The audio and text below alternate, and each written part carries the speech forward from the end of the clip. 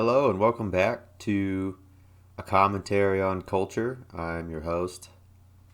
You already know me. If you would like to get a hold of me, I have an email account set up that is a commentary on culture at gmail.com. Or I think it's Proton Mail. Yeah, it's definitely Proton Mail. Use that one. Everything's going up on YouTube. I still haven't. There's a couple different platforms that I'd like to use. Uh, The problem is that like all the mainstream ones are kind of tough to get into, and I hate Spotify with a passion. So I'm not quite sure if we're gonna get to that point where I'm on Spotify. Um, so on the YouTube video that I did upload, so the first one is live. It's got a pretty good reception. So people seem to enjoy it, which is pretty sweet. The target audience seems to enjoy it, which is pretty cool, right? Because that's kind of the goal. Um, So there were a couple questions about the picture. I don't think it freaked anybody out. But I think that some people looked at it and they were like, "Wow, that's kind of aggressive." And it is, right? It's the eagle killing the snake, right? It's kind of a twist on the Gadsden battle flag. The rattlesnake. And the "don't tread on me" mentality. This "leave me alone and let me do what I want." Because we're eliminating that. The goal of, or my goal, right, and the goal of most rational people these days, is to kind of remove as much of that as we can from culture, because we're at a place where, we can't go it alone. That mentality took over in like the 1970s, and it's literally just been a downward spiral, right? Just straight downhill. And, you know, that's an important step, right? Is kind of uniting against the chaos, uniting against this very short sighted. I'm not. I got the blinders on, right? Not focused on anybody but me. We're removing that. We're trying to get away from that and back to not necessarily a step back, right? But we've lived through the almost right. We're getting to the point where we've lived that out, right? To its fullest extent. We're getting to the point where you can have whatever you want, and it's literally just going to be people, hating their lives, and spending every second hooked up to a machine that, takes you to your wildest fantasies, to the point that your brain pretty much just burns out, right?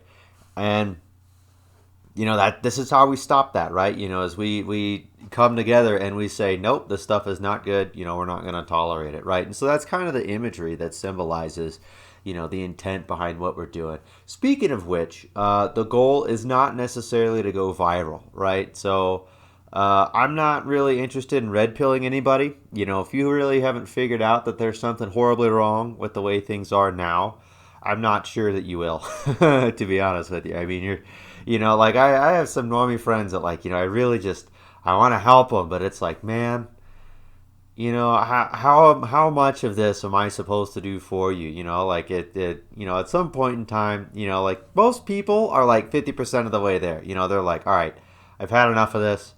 I really don't give a shit about rights anymore. I want these things to go away. And, I don't know. There's some people, so that's not for the people that are not at that point yet. This is the podcast, right? This format is for people that,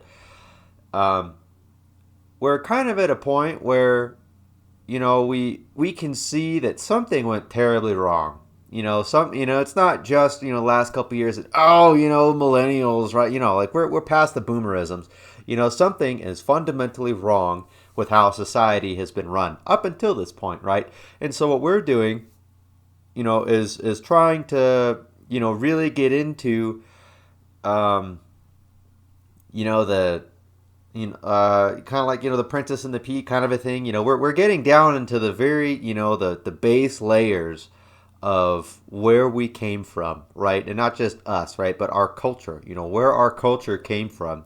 And we're talking about it, right? We're kind of blowing it up on the big screen, right? And taking a look at it from a modern context, and kind of explaining why, we got here and how, not using the fundamentals, has gotten us, this far off the rails, right? So, the idea is that, we're don't get me wrong. I want you to share this with somebody who could appreciate it, right? But that's kind of the key Because if you give it to somebody that still thinks that we're going to vote our way out of this, and that like all we got to do is just elect the right person, you know, it's you're barking up the wrong tree, brother. They're gonna take one listen to this and be like, what the fuck is this guy talking about? And then on the other end of the spectrum, I mean, some of this stuff, it's even though it's fundamental, is kind of explosive. Like if you're talking about, which I am, right? We are talking about, traditional marital roles and stuff. There's a lot of people that really want to take that and use it as a weapon. Like they're kind of martyrs, right? These jihadists, so to speak. The woke jihadis, right? Which is probably kind of politically correct in itself, but they're religious warriors. They're fanatical fighters.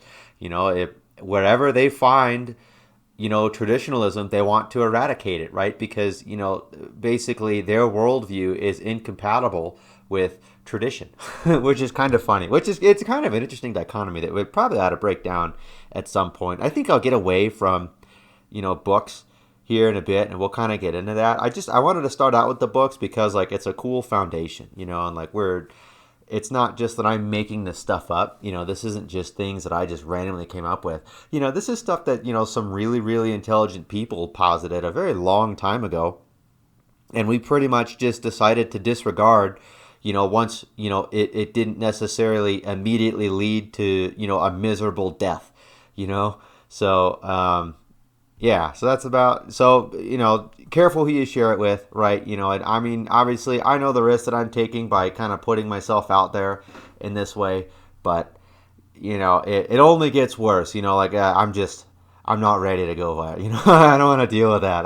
We're not interested. I'm not interested in that at all, so don't, this is for the fellas, right? This is for people that, they get it, most of the way, and they could appreciate, talking about, culture at a level where it's like, you understand the necessity of getting back to the fundamentals. Happy Easter. So I originally recorded this on Easter Sunday. I hope you managed to get to a church. Personally, I prefer the kind of old school, traditionalist. I kind of like the older Roman Catholic masses. I think which I said that in the first podcast. So if you listen to these back to back, I'm sorry for repeating myself. But, I really kind of prefer that, the ancient, the symbolism and stuff. But I hope you made it to a church on Easter Sunday. It's a very important holiday. There's, that's like a novel's worth of symbology kind of, compacted into a few short lines and some scripture, right? So it's a very important holiday, and hope you were able to celebrate it with your family. So if you want to read the book that we're talking about, I will link it. I think I already posted it to Telegram, but otherwise I'll put it on the YouTube video when I get around to uploading that. You don't have to read it, right? The whole point of this is not for you to read books that I'm putting out, right? This is not like a book club. This is me talking about this stuff, and then like I'm putting my perspective on it and kind of applying it to the modern world, and then the idea is at that point that like that kind of gets your brain, going, the gears turning, and, to kind of view things in a different context, right? And like the idea is that this will kind of circle back, and we'll be able to kind of have conversations that are, they kind of take the stuff into account. Not that we don't already, but like it's, it's weird, talking about this stuff with people that already get it, right? Because it's almost like I don't even know where to go from there. So that's kind of a cool idea, right? Because once we get to that point where it's like, where do we go from here? That's when we get into the really constructive stuff, right? It's like, what do we do now? Which is a very important point.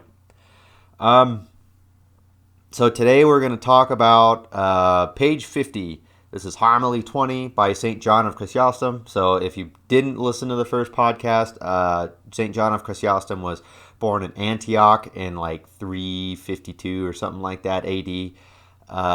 He was so this is before the churches split, right? So he's more so connected to the Eastern Orthodox Church, right? That's kind of something that if you listen to, or if you come across, any kind of Eastern Orthodox, literature or something, they reference him a lot more, right? This isn't really a Latin or Western Roman Empire kind of a thing.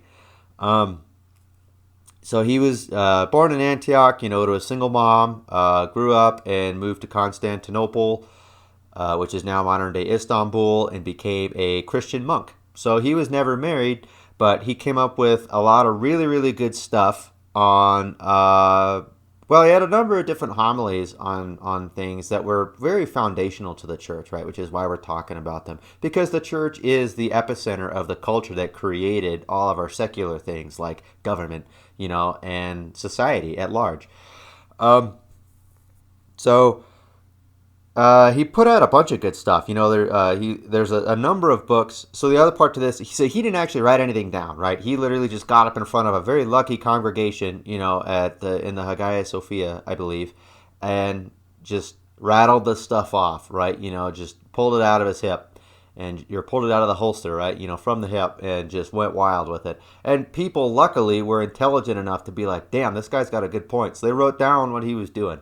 So there's a number of good books on it, right? You got like on wealth and poverty, and then this one is on marriage and family, and then there's a couple other ones. There's like one on the priesthood, and there's a couple other ones that are pretty good too. So this is kind of a foundational part of the church, right? The foundational part of Western civilization, and so he posits that. So he's quoting Saint Paul's epistle, right, where he says husbands should love their wives or treat their wives as their own flesh, right? They should love them as their own flesh. And he talks about, he kind of puts it in a different context. He says that husbands should love their wives as their own bodies, right? Husbands are the head, and they should love their wives as the body is nurtured and loved by the head, right? And there's that dichotomy there that neither one can survive without the other.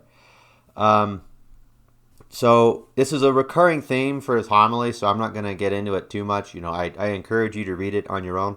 But I think this is kind of a cool topic, right? Because it's explicitly kind of laying out the role of the wife and the husband, right? And, that's important because, today it's really wishy-washy, and there's kind of this flip-flop. And, just really, really bland boundaries, if there are any boundaries at all, and you see a lot of people really struggling with that. So, well, and you see that everywhere, right? There's just a complete breakdown of, any kind of order in the house at all, right? And there's a lot of people who really, really struggle with that. How are you supposed to have a relationship with somebody and behave? What's expected? And in the cultural epicenter to it, our cultural origins, are pretty poo-pooed today, right? They're pretty looked down upon by everywhere in the culture. So if you're influenced by modern culture at all, this stuff really, there's no guidance, at all, right? And all the guidance that there is basically do whatever feels good, right? So it's just a net loss on all sides, right? Horrible, horrible. So he lays out, that a man's role is one to be the leader and responsible, right? That burden of responsibility. And then the woman's is to nurture the relationship, right? And the quote from that really kind of outlines it, which there's a lot, right? Because there's like 10 pages on this. But he says, a man should cherish his wife, but not worship her, right? But while the woman should respect her husband, but not fear him, right? Which that's an important kind of a deal. Because later he does kind of say that, well, a woman should kind of have a healthy respect, right? That, borders on fear in certain ways, right? She should not, she should be super against, disobeying, right? Or kind of tarnishing that respect, appearing to be disrespectful, right? But the point is that it's not a master and slave relationship, right? Which is a really important point to make here, because there's two prevailing ideologies that kind of come from the church. And they're both kind of perspectives from the outside, right? Outside looking in, right? There's two ways that religious people, right, Christians, teach how to be married, right? How to organize your marriage. And the first one is kind of probably a lot more common these days. The newer, the husband is just supposed to be this super chivalrous doormat, right? You're just there to, be your wife's punching bag, essentially, and you're just Johnny on the spot, right? You're just, opening doors and, yes, ma'am, no, ma'am, yes, darling, I love you so much, and she can be as awful as she wants to you. There's no walls there. There's no structure. And then you have the modern, take on a lot of the fundamentalist groups out there, which, this isn't necessarily always wrong, right? Especially when you get into like Mormonism and stuff, there's a lot of examples of this where, there isn't this equal give and take between the two. It's the man is kind of lording over the wife, right? She is in complete submission all the time. And that's like not in a good way, right? It's not like, there's like a happy medium, a happy dichotomy there. It's literally like she's a slave. She's viewed as a slave. And that tends to be more of an older thing, right? And it wasn't even very true in a lot of cases, which it isn't some, right? So I'm not discounting that, but that was more of a perspective than it was a reality, right? Because on the surface, some of this stuff can appear like that, and if it's twisted, or applied to a man who is not virtuous, it can turn out that way, right? Because there's a lot of responsibility that comes with that power. And the reason for this is, well, so, the dichotomy, right? We're not talking about the way that it's been awfully perverted. It's kind of set in, anyone who's kind of actively in the church would kind of, there's really easy, links to, Adam and Eve, right, in the book of Genesis. But from, kind of a modern perspective, this is rooted in biology, right? This is rooted in the natural differences in roles between men and women, and that literally, I think one of the more famous examples is like, women, when given the option between, every, there is no, holds barred, right? They can get into whatever job they want. They in an equal society, right? For, in this case, in Sweden, they naturally, jump right into, nursing and, school teaching and, this stuff that's very, very nurturing, naturally feminine roles, it's because it's natural. And the reason that our culture got anywhere was because it harnessed those natural differences, and didn't create this overpowering, really unbalanced family unit, right? So an example of that would be like, for example, Islam, right? In Islam, women are treated pretty much as currency, right? The women they're kind of just, bought and sold, as wives or whatever, and there is a relationship there, between the husband and his wives, but it's not one of equality, or like kind of a net equality, right? It's one of more that master-slave lifestyle, right? And then on the other end, you have this kind of modern feminism stuff, which is the absolute equality, right? Each person is supposed to be interchangeable and pretty much function in both roles as the same type of person, that's why both are insane. So, and this is important because to give kind of a perspective on how long this stuff has been around, like that's not a new phenomenon. Neither one is really a new phenomenon. And St. John is really against both of these in his homilies, right? He kind of lays out that equality in the singular sense, right, is not the goal, right? It's not to create this environment where the woman can act as a man, because it's really counterintuitive. His idea was that there's kind of a net equality, right? Like in the end, we both are filling these equal and opposite roles, but we are viewed as one flesh, right? According to the church and according to society, right? We are viewed as one unit, so to speak, right? So we are expanding upon our natural abilities so that we form a more total being, essentially.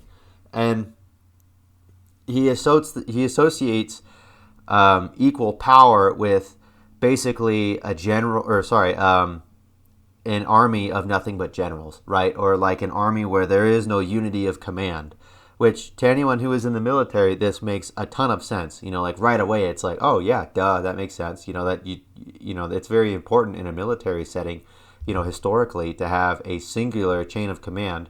And with that singular chain of command comes the burden of responsibility. But by himself, that person would get nowhere, right? And it's kind of the same idea, and this is at more of an equal, one-to-one level, right? So this applies really in three different ways, three different contexts, right? So it applies on the family level, right? It applies to the individual, right? So kind of a step down. And then it also applies, obviously, to kind of society at large. So the reason, which, it applies in a lot more ways. Like you could take this and just run wild with it. It's such a deep concept, this idea of, this equal and opposite, like it applies in so many different ways. But these are really the three fundamental ways that are most easily accessible, I think, right? And so the first one I'm going to start with is kind of on the bottom, right, to that single person. And so this podcast is going out to men, so I'm going to talk specifically about men, right? So the importance of what he's talking about here is, in that, you're in the house, the marriage is supposed to run this way, is primarily because this is how the man views himself, right? It's not, what you want, right? Or what's easiest or what's like, the way to avoid conflict, right? This is how this is supposed to run. This is your job, right? You are, to kind of, take from another example of scripture that he's using, you are a slave to all men, right? And that's the best way for you to be a servant, right? But when you are doing your job, right? When you are filling your role in society, and on an individual level, that's why this is really important. And so there's a limitless examples of how, that gets so horribly twisted. And not necessarily. It's not so much that it gets horribly twisted, but when you don't view yourself in that, right? When you don't take that opportunity to kind of see this as like the way things should work, and you kind of give in to your desires, whatever kind of makes the pain goes away, and that really kind of winds up in three different camps, right? Puts you in three different camps. The first one, the bottom tier is for a number of young men, it kind of locks them out of the sexual marketplace, which means that they can't get laid, right? They can't get women. And, because of that, they're very angry, right? They're very bitter against women. And so this is teaching, it's teaching the people that it was originally, preached to, right? But the point behind the sermon is that, you're not hating, like there is no hatred, right? You love women, right? You love this woman that you're with, and she fills this equal and opposite role. And, for a lot of these young men, if they were put in a position of this power, they would use it to basically exact all of the wrongs, or equal, or, kind of get even, right? They would get even in their mind, right, for all of the wrongs that they had ever been, handed, right, by women. This would be their time to get, and that's kind of what he's talking about, is that, as the head cherishes the body, right, as the head kind of leads the body, and the body dies without the head, it's your job to take care of that person, right, and to not have this bitter perspective, which, that's really not very applicable to anyone directly listening to this, but it's probably more applicable in the sense that, like, you can see people, right? Like, well, if you carried yourself in the way that you were supposed to, you wouldn't be on the bottom of the social ladder, right? You wouldn't be a loser that can't get laid. But the next step up from that probably does hit a lot more close to home, especially in a lot of our early lives, right? When we're still kind of figuring this stuff out, and the modern vernacular for it, right, is kind of that simp, the loser, worms his way around for women and, anything for you, without anything in return, right? It's this, good morning, beautiful to women that they've, never met on social media, that they see on social media, right? We kind of talked about that last time, so I don't want to get too deep into that. But, it's kind of the same thing, right? You're not treating yourself in a way that, like you're at that point, the roles are, extremely unbalanced, right? Very, very unbalanced, and you've taken, so the insult version is, that, well, I'm more important than them and I'm very vindictive, right? And they're beneath me, they're slaves and, they're not worth anything, it's like they should be treated like cattle, right? Even though that they're not in a position to do that, and the next step up, is that other category where it's like, man, like, I just, anything for these women, it's just like, oh God, I just, I don't belong in your presence, how are, like this constant need to be this knight in shining armor and stuff, the white knight, so to speak, right? And why that's so bad. That's just such an awful way to live. So, obviously you're not doing yourself any favors. So not that anybody here is kind of in that, but it should be, the parallels there should be pretty apparent. Like if you're treating women like that, they're not equal to you, right? They're not subject to your leadership and your responsibility. You've taken all that responsibility and you've gotten nothing in return for it, which is bad, not just for you, but for your family, right? Which is kind of the key here, right? Because, after this, he kind of gets into raising children and how you should posit your family to bring up strong children, not just strong children, but capable children, that are capable of going out and dealing with, as he describes it, all of the tempests, and all of the huge storms of I don't know, just chaos, really, right? Just the awful things that happen in the world, right? They should be able to weather that, and this kind of is where it comes from, and it starts with you, and how you kind of view women, right? And as an individual, that's why it's so important. And the last category, I think, let's be honest, fellas, this totally hits home to all of us, kind of that top of the spectrum, I'm the alpha in the room, right? And I just get bitches, and they just keep coming and coming, and it's cool, and like I hop on Tinder and I hop on Facebook, and it's just like I get all this attention, and that's ultimately who he's actually talking to, right? And that's kind of an important topic, when we consider a lot of these ancient saints, is that they're not talking to losers, they're like, so yes, there is stuff to take from this, as far as, how the roles are supposed to work and how we should view it. But a lot of that is interpretation, right, from a different context. This directly is written, for men who have their choosing of women, right, who are, not just sexually competitive, right, but they're kind of the apex predator of the human world. They can take this stuff and just run with it. And, what he's talking about is, and we kind of got into this before in the last one, like the even if you're capable, right, of going after, these women that are, that have all of these temporary, right, but super attractive features, on kind of a carnal level, that's not a good foundation for a family, and why you should discipline yourself to avoid, kind of falling into those pitfalls, right, especially if you have the opportunity to. It's kind of the same thing here, right? It's like you have the opportunity to get these, these broken women, right? These broken girls, and, kind of treat them like, just shoes, essentially, clothes or whatever, right? You're I don't know, something consumable, right? You kind of take them in, right? You kind of, fill the role there for a bit, and then you get what you want, and then you just kind of let them go on their way. And you're basically using that person, right? Like the common vernacular these days, the memeology version of this, is kind of that Chad, the alpha bro that's just rolling in cheerleaders and stuff, right? And that's kind of who it's actually meant for, I mean, I just said that, so I don't want to get back into that, but so these are all important, obviously, right? But it's necessary to have a healthy view of women, for one, right? And it's healthy to have, it's important to have a healthy view of yourself and your role in that relationship. And this kind of leads into a period of self-knowledge and self-discipline.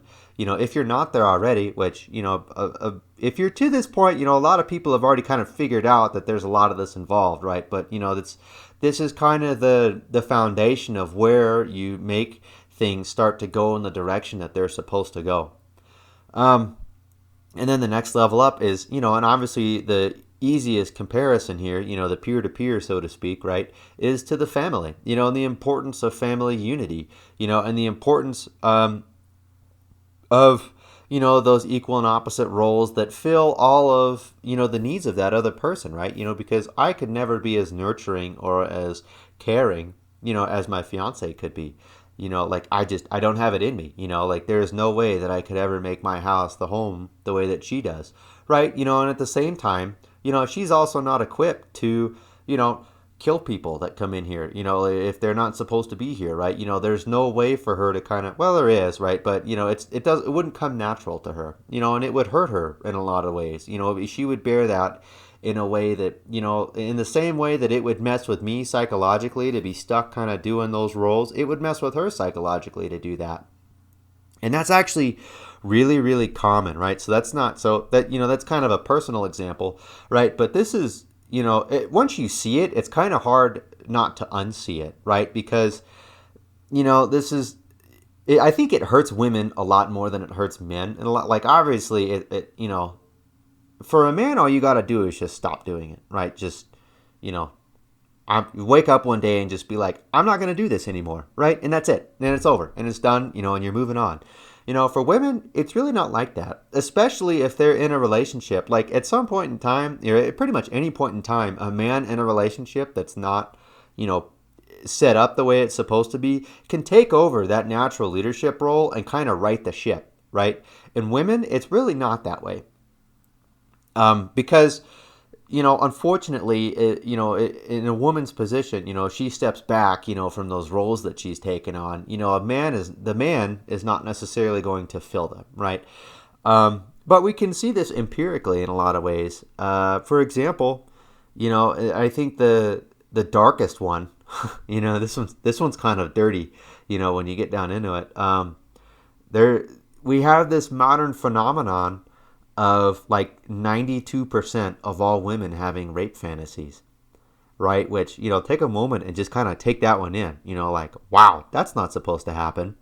How does this relate though? Well, because, this is kind of getting into society, right? But on a family level, we've kind of lost that, necessity of male dominance, right? And it's not just male dominance in the form of, a man, setting down the rules and being like, this is my house, I'm going to, everything has to be my way, right? No, we're talking about, that umbrella of responsibility that he kind of protects his family with. And, part of that, authority kind of comes with, there's kind of an action there. There's kind of a give and take, right? Authority is only real if it's expressed. So, the extreme of this, and that's why it's so prevalent, right? Is that a lot of this is gone. So, well, I got a couple of different thoughts that I kind of want to articulate here. So, the first one is that, like, the reason that this is so prevalent right now is because, we've let this go on for so long, right? This is at such an extreme, that like we're importing people who come from masculine cultures, to kind of fill the role there, and there's, just so many different cultural examples of this. But the other one is that, the answer to this is not to fulfill the fantasies, right? That's the other side of this, like we don't just win by reverting to these brutal nomads, that's not the case. The reason that these fantasies exist, and because they're so prevalent, and that they're so prevalent is because, this is an extreme that's been allowed to fester, right? It's kind of like, if a dude that's in his 30s, right, mid 30s or something, or even later, right, they've never, had their needs met by a woman in any way, they're weird, they have weird, tastes and stuff, they're into some, especially sexually, right, they're into things like, feet pictures and, like food porn and stuff. And, it obviously didn't start like that, right? They didn't wake up one day and just look at, pictures of feet and just be like, oh yeah, that's what turns me on, but it got to that point because, they went years without self-correcting. Which, these are two important things to, that's kind of an important thing to note when we're talking about this, right? Is that, this, for one, this is something that's been allowed to fester, and two, we don't just fix this by, fulfilling the fantasies and being, just monsters, which is a common point of view. Unfortunately, it's just weird.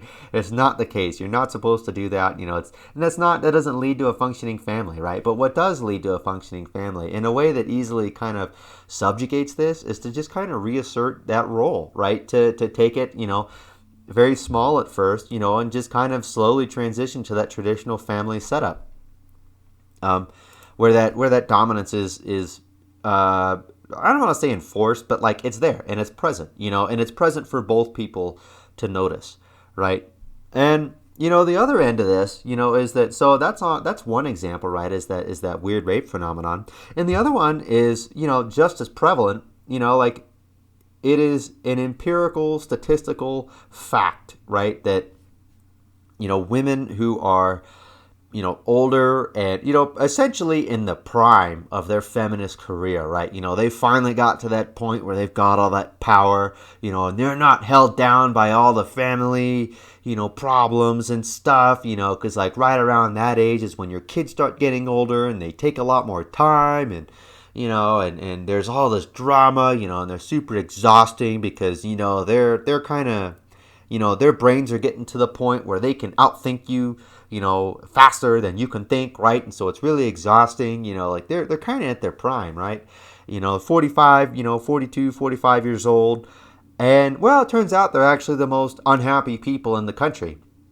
And they've been that way for a while. There's a Psychology Today article that came out. That's my favorite resource, when people bring this stuff up. I've tried to stop using it lately because people just get really mad. It's like that NPC mode or whatever, where they just like, fuck you, EXE, right? They're just pissed when they bring it up. But so they basically develop from and this is integral to it, right? They're stressed out, they're upset, they have high amounts of mental illness and depression, and part of it is because there's no one to nurture because they're alone, but that's not really where the stress comes from, right? That doesn't really make a lot of sense. Where the stress comes from is from having to make all of these manly decisions, right? And having to treat themselves like men. And it's kind of the same, it's very exhausting for a man to treat himself like a woman, right? Which, okay, we're not going to get in it. There is a certain statistic of men who become women, right? They die at a lot higher rates. But it's not good, right? It's not natural, it's unnatural, and it's very, it's very stressful, right, for these people. So that's why, it's important to take these into context when we're talking about this stuff, right? Because there's real world, the kind of the old way of viewing sin, so to speak, right, with the air quotes, is that, it's just this arbitrary rule, and if you break it, you're displeasing God, right? And maybe that was the old way of viewing things, because we're at a point where, like 200, 300 years ago, if a woman were to go off and do this stuff, she would get, raped and murdered because there is barbarians out there who are uncontained, right? We've kind of gotten rid of all that stuff so we can entertain a lot more of this stuff. But, the fundamental truth is that you are not better off by behaving in this way, and so that's why it's important to realize that, this is kind of ammunition for why, why it works, right? And like, examples that once you kind of see it, it's like, oh, duh, obviously that's connected, because the moment that you right the ship, right, the moment that you kind of get into that natural relationship, with a strong positive male, kind of lead to it, you're in a position that's a lot better off. All of a sudden there's not a lot of clinical depression. All of a sudden there's not a lot of anger, and this is easily, this is another one, just, statistically, way overrepresented. Women who are in happy, religious, traditional households with more kids than average have a lot higher life expectancy. They have a lot higher quality of life, quality of living. They have a lot higher happiness, or like rated, it's on a scale, right? On compared to their single peers or secular peers, it's a lot, better off, in the short term for that. And in the long term, this is where we get into society, right? In the long term, the results of this are that we've kind of taken the breakdown of the family and we've basically just quantified it as a market resource, right? And we've just run with it. If you look around, I think one of the easiest examples to kind of, this is the third, point, by the way, obviously we're talking about society now. So the easiest example to kind of take, and that fits this, this topic, is, for example,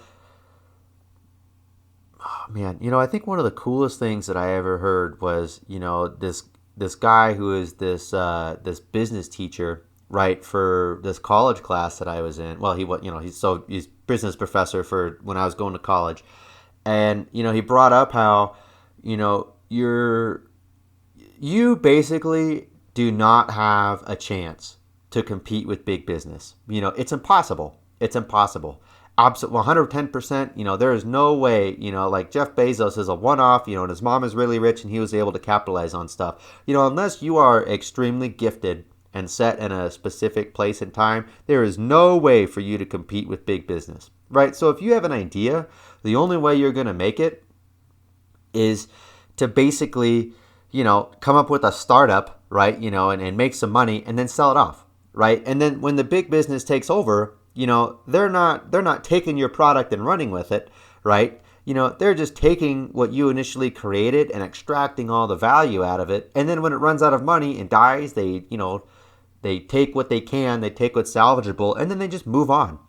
So, and there's a lot of different examples of that, right? So it's like, this idea that the man is supposed to, cherish and nurture the woman, right? And kind of remove the genders from it. A leader is supposed to cherish and nurture, the underling, so to speak, right? The leader is supposed to take care of the community, and that's not there. It's not there in business. It's not there in justice. It's not there in the government, right? Which they're kind of different. It's not there at all. It's not there in any capacity. Our politicians are, they kind of view it as the same thing, right? They don't care what happens to the heartland. I mean, have you driven through Middle America recently? Look around. It's, a giant heroin-riddled cesspool of nothing. It's dead towns pretty much. The urbanization is real. And, it's the same for, the coasts. It's the same. I mean, it doesn't even matter what coast, right? If you go to small towns on the East Coast, it's the same as small towns literally on the West Coast. They're just burnt out shells of what they used to be. Because our leaders basically kind of adopted this mindset that, it doesn't really matter what happens to the people underneath our power, right? That are affected by us. Whatever, we'll just export the businesses, we'll just import the workers, right? And now, unless you live in some up and coming 21st century metropolis, things are kind of run down. The country is dying. The heartland is dying. And it's kind of, so, the leadership has kind of been like that for a long time, and now we're kind of getting to a point where, the followers, so to speak, right? The blood, the body, right? The body that is underneath the head, is getting to a point where, it's kind of trying to do the same thing. They're not working in kind of a symbiotic relationship. They're working against each other to try and basically, loot the nation, right? To steal as much as possible, before everything comes to a grinding halt. Which, I mean, if you didn't know that was coming, I don't know what to tell you. I mean, I guess you're just kind of boned.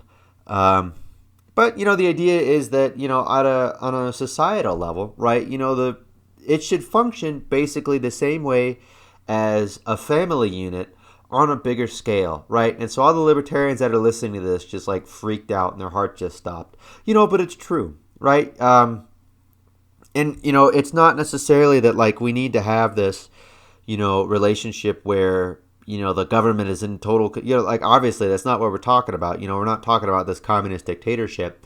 What we need though is for both sides to kind of play their part, right?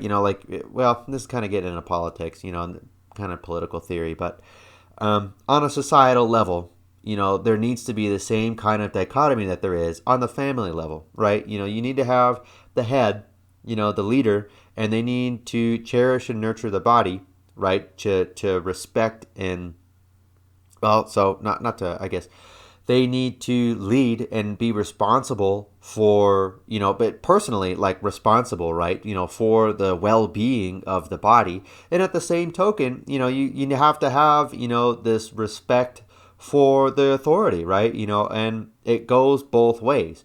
And if it's not, both, which, if it's not a two-way street, right? Then basically you kind of get what we have today, which is, just a cash grab of a sinking ship, right? Everybody's trying to raid the hull and steal all the goods, but there's really not any lifeboats.